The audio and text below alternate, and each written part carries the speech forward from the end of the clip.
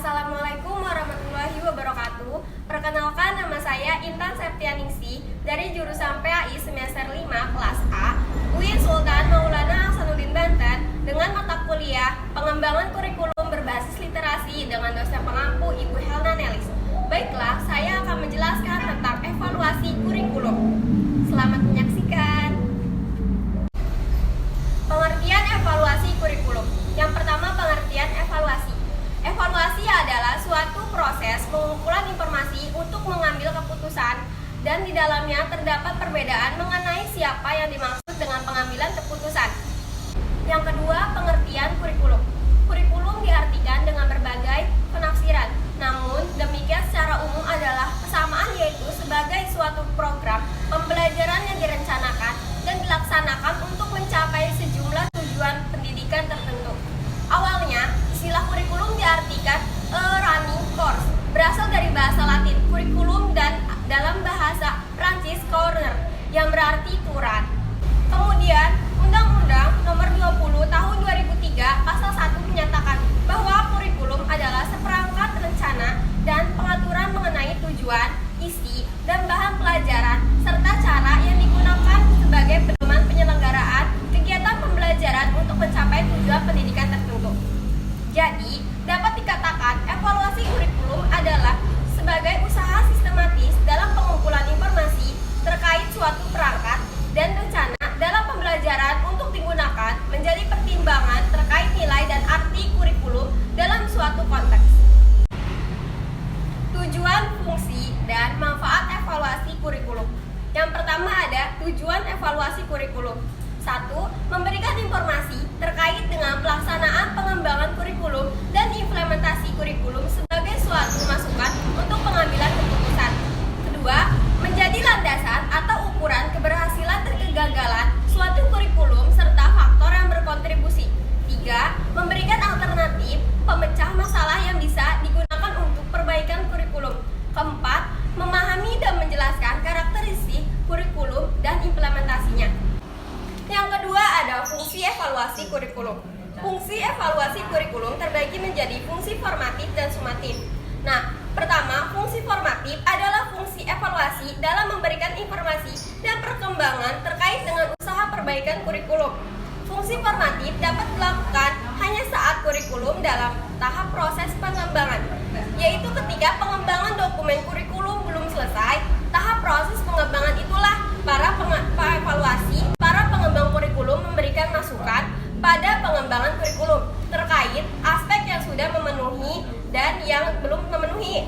Fungsi formatif ini juga hanya bisa dilaksanakan saat evaluasi dengan terkait proses, sehingga informasi dan data yang dapat digunakan untuk perbaikan proses saat konstruksi atau saat implementasi dari kurikulum. Kedua, fungsi sumatif adalah fungsi kurikulum dapat memberikan pertimbangan terkait hasil dari pengembangan kurikulum, sehingga fungsi sumatif tidak dapat diterapkan pada saat kurikulum masih dalam proses. Hasil pengembangan kurikulum yang digunakan dalam fungsi sumatif dapat berupa dokumen kurikulum, hasil belajar, ataupun dampak kurikulum. Hasil dari evaluasi kurikulum ini akan dapat menjadi suatu pertimbangan dari pengevaluasi bahwa suatu kurikulum tersebut apabila berhasil dapat dilanjutkan ataukah bila gagal dapat dihentikan. Keberhasilan ataupun kegagalan dapat dilihat dari kurikulum tersebut relevan dengan perkembangan dan tuntutan masyarakat. Ketiga, ada manfaat evaluasi kurikulum. 1. Untuk mengetahui sejauh mana keuntungan dan kelemahan dari tujuan yang telah dicapai. Kedua, untuk mengambil keputusan antara menerima, revisi, atau menolak program yang telah dibuat. 3. Untuk menyaring data guna mendukung keputusan yang diambil. Langkah-langkah dalam evaluasi kurikulum. 1. Fokus bagian pertama dari prosedur yang sangat penting untuk menentukan sifat dari sebuah evaluasi. Adapun langkahnya: 1. Identifikasi audiens. 2. Mengklarifikasi tujuan evaluasi. 3. Menjelaskan informasi yang dibutuhkan. 4. Menemukan informasi yang telah ada. Dan 5. Mengidentifikasi prinsip-prinsip dari evaluator. Kedua, persiapan meliputi penentuan teknik-teknik dalam pengumpulan data. Adapun langkahnya, 1. Menentukan kapan dan dari siapa informasi yang dibutuhkan.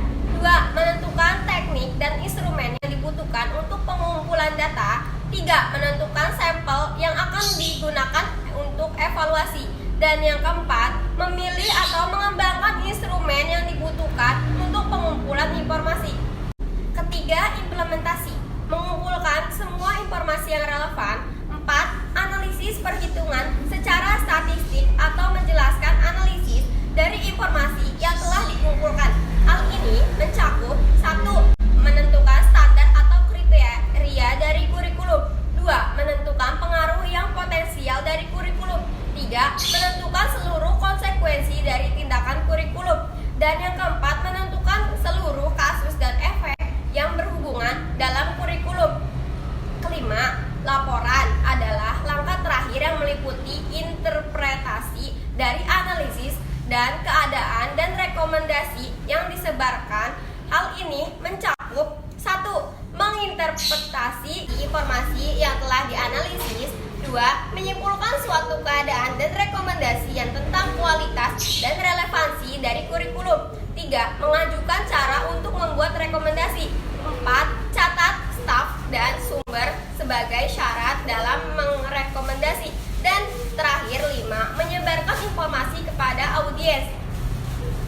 Strategi evaluasi kurikulum. 1. Evaluasi kebutuhan dan visibility. Evaluasi kebutuhan dan visibility ini dapat dilakukan oleh organisasi atau administrator tingkat pelaksana, dan prosedur yang dilakukannya antaranya yaitu 1. Merumuskan tipe dan jenis mata pelajaran atau program yang sekarang sedang disampaikan. 2. Menetapkan program yang dibutuhkan.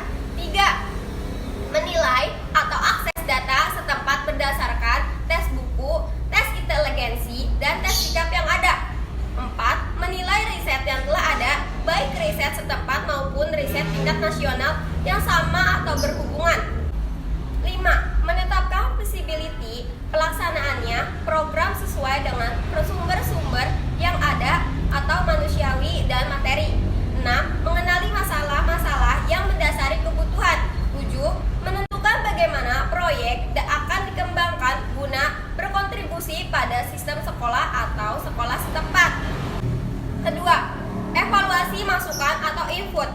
Evaluasi masukan meliputi supervisor, konsultan, dan ahli mata pelajaran yang dapat merumuskan pemecahan masalah. Pemecahan masalah haruslah dilihat dari hubungannya dengan hambatannya. Contoh, penerimaan pemecahan masalah oleh guru dan siswa, kecakapan kerja atau pelaksanaan pemecahan masalah dalam kelas atau sekolah, kemampuan sejauh mana usaha pemecahan masalah tersebut, dan biaya ekonomi atau berkaitan dengan biaya pemecahan masalah dengan hasil yang diharapkan.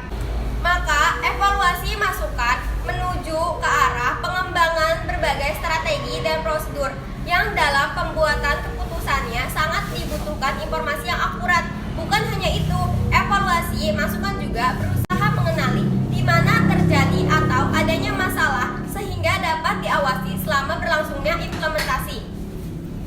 Ketiga, evaluasi proses. Evaluasi proses yaitu sistem pengelolaan informasi dalam upaya membuat keputusan yang berkenaan dengan ekspansi, kontraksi, modifikasi, dan klarifikasi strategi pemecahan atau penyelesaian masalah. Dalam hal ini, staf perpustakaan memainkan peran yang sangat penting karena mereka secara langsung melakukan monitoring terhadap desain dan prosedur pelaksanaan program serta memberikan informasi tentang kegiatan-kegiatan program. Keempat, evaluasi produk. Evaluasi produk berkaitan dengan pengukuran hasil-hasil program dan berkaitan dengan tercapainya tujuan. Berbagai variabel yang diuji bergantung pada tujuan, perubahan sikap, pembekalan kemampuan, dan perbaikan tingkat kehadiran. Evaluasi yang seksama sebaiknya meliputi semua komponen evaluasi tersebut. Tetapi yang sering terjadi karena keadaan tidak memungkinkan, tidak harus semua komponen mendapat perhatian yang penuh, sehingga administrasi Program harus pintar dalam memilih aspek yang mana harus mendapatkan perhatian yang lebih atau intensif.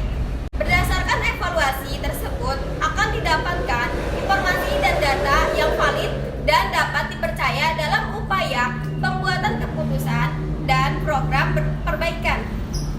Selanjutnya, model-model evaluasi kurikulum. Pertama, evaluasi model penelitian. Model evaluasi kurikulum yang menggunakan model penelitian didasarkan atas teori dan metode tes psikologis serta eksperimen lapangan. Tes psikologis atau tes psikomotorik pada umumnya mempunyai dua bentuk, yaitu tes intelijensi yang ditujukan untuk mengukur kemampuan bawaan, serta tes hasil belajar yang mengukur perilaku skolastik. Untuk mengetahui tingkat kesuburan benih atau anak, serta hasil yang dicapai pada akhir program percobaan dapat digunakan tes atau pre-test dan post-test. Ada beberapa kesulitan yang dihadapi dalam eksperimen tersebut. Pertama, kesulitan administratif. Sedikit sekali sekolah yang bersedia dijadikan sekolah eksperimen. Kedua, masalah teknis dan logis, yaitu kesulitan menciptakan kondisi kelas yang sama untuk kelompok-kelompok yang diuji. Ketiga, sukar untuk mencampurkan guru-guru mengajar pada kelompok eksperimen dengan kelompok kontrol. Pengaruh guru-guru tersebut sukar dikontrol. Keempat, ada keterbatasan mengenai manipulasi eksperimen yang dapat dilakukan. Dalam botani pertanian, dengan rancangan yang sangat sempurna, dapat memanipulasi eksperimen sampai 25 treatment. Tetapi dalam penelitian pendidikan tidak mungkin dapat melakukan treatment sebanyak itu. Kedua, evaluasi model objektif. Evaluasi model objektif atau model tujuan berasal dari Amerika Serikat. Perbedaan model objektif dengan model komparatif adalah dalam dua hal. Pertama, dalam model objektif, evaluasi merupakan bagian yang sangat penting dari evaluasi pengembangan kurikulum. Para evaluator juga penting mempunyai peranan penghimpun pendapat-pendapat orang luar tentang inovasi kurikulum yang dilaksanakan. Evaluasi dilaksanakan pada akhir pengembangan kurikulum. Kegiatan penilaian ini sering disebut evaluasi sumatif. Nah, dalam hal-hal tertentu, sering evaluator bekerja sebagai bagian dari tim pengembang. Informasi-informasi yang dapat diperoleh dari hasil penilaiannya digunakan untuk penyempurnaan informasi yang sedang berjalan. Evaluasi ini sering disebut evaluasi formatif. Kedua, kurikulum tidak dibandingkan dengan kurikulum lain, tetapi diukur dengan seperangkat objektif atau tujuan khusus.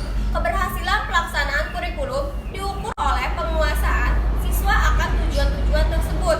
Para pengembang kurikulum yang menggunakan sistem instruksional atau model objektif menggunakan standar pencapaian tujuan-tujuan tersebut. Tujuan dari comparative approach adalah menilai apakah kegiatan yang dilakukan kelompok eksperimen lebih baik daripada kelompok kontrol. Oleh karena itu, kedua kelompok tersebut ekspalen, tetapi model objektif ini hal itu tidak menjadi soal. Ada beberapa persyaratan yang harus dipenuhi oleh tim pengembang model objektif. 1. Ada kesepakatan tentang tujuan-tujuan kurikulum. 2. Merumuskan tujuan-tujuan tersebut dalam perbuatan siswa. 3. Menyusun materi-materi kurikulum yang sesuai dengan tujuan tersebut. 4. Mengukur kesesuaian antara perilaku siswa dengan hasil yang diinginkan. Evaluation. Mereka membagi hal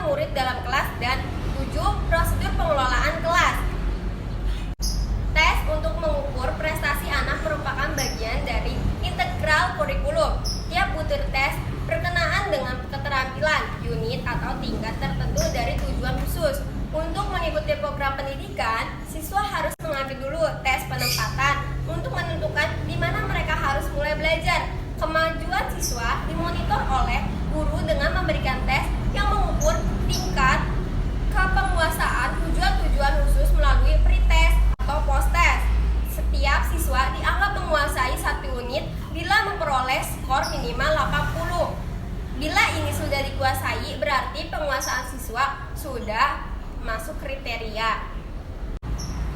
Ketiga, model campuran multivariasi. Evaluasi model perbandingan atau comparative approach dan model Taylor dan Bloom melahirkan model evaluasi campuran multivariasi, yaitu strategi evaluasi yang menyatukan unsur dari kedua pendekatan tersebut. Strategi ini memungkinkan membandingkan lebih dari satu kurikulum dengan secara serempak berdasarkan kriteria khusus dari masing-masing kurikulum. Langkah-langkah model multivariasi tersebut adalah sebagai berikut. 1. Mencari sekolah yang berminat untuk dievaluasi atau diteliti. 2. Pelaksanaan program. Bila tidak ada pencampuran sekolah, tekanannya